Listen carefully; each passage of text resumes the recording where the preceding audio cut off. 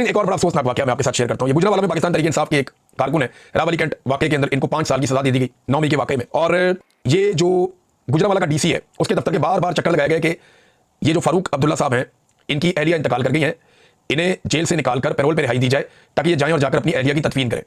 लेकिन बार बार डीसी गुजरांवाला के दफ्तर के चक्कर लगाए गए, बात नहीं बनी, तो फिर इनकी एहलिया को दफना दिया गया। मैं सिर्फ आपको याद दिलाऊं कि नवाज शरीफ साहब की एहलिया जब इंतकाल कर गई थी, तो ना सिर्फ बगैर पूछे और बगैर रिक्वेस्ट के उनको पैरोल दी गई, सबको उन्हें पहुंचाया गया, बल्कि इमरान खान साहब ने इंसानी हमदर्दी के तौर पे 3 दिन तक उनकी रिहाई को मजीद एक्सटेंड कर दिया कि मजीद 3 दिन तक वो फातह ख्वानी अपने मिलने वालों को, फैमिली वालों को, सबको मिले, वो वहां पे रहे। पूरी फैमिली के लिए इमरान खान साहब ने ये गुंजाइश निकाल कर दी थी। ये थी इंसानी हमदर्दी। और आज वही नवाज शरीफ, उसकी बेटी मरियम, ये सारे इक़्तिदार में और बड़े खुशबाश हैं। नवाज शरीफ मिला अपने साथियों को और नवाज शरीफ ने कहा जी अब तो गिलगित बल्तिस्तान और आज़ाद कश्मीर भी हम जीतेंगे। और वैसे भी एस्टैब्लिशमेंट ने फैसला कर दिया है कि नून लीग की झोली में सारा कुछ डालना है, और यही लंदन प्लान का हिस्सा है। आसिम मुनीर साहब को एक्सटेंशन और इस्तिस्ना भी मिल गया, इसी चक्कर में 5 साल के लिए मजीद उनको लाया गया।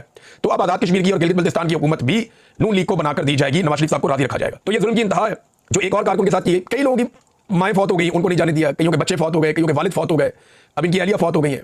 इनके अंदर बिल्कुल इंसानी हमदर्दी बाकी नहीं रही।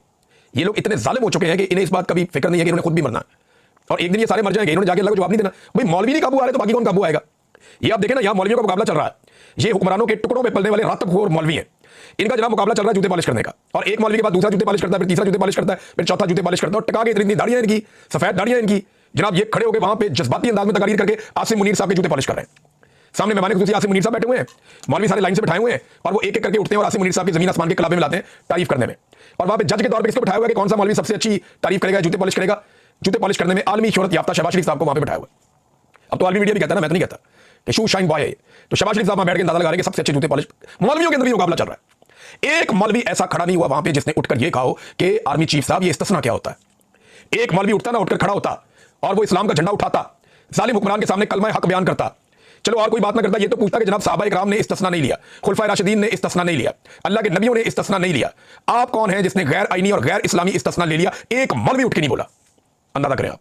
और जो मौलवी इस बारे में बात करते हैं उनको मौका नहीं दिया गया। तो ये सारे रातबखोर मौलवी हैं, फ्रंटियर मौलवी हैं, दरबारी मौलवी हैं, हुकूमत के टुकड़ों पे पलने वाले मौलवी हैं। इन्होंने हर मर्तबा हुक्मरानों और ताकतवरों के दरवाजों पर सजदा किया है। ये वो मौलवी है जिन्होंने कलमा हक भी जब बोला है ना, तो मजलूम और कमजोर के खिलाफ बोला है।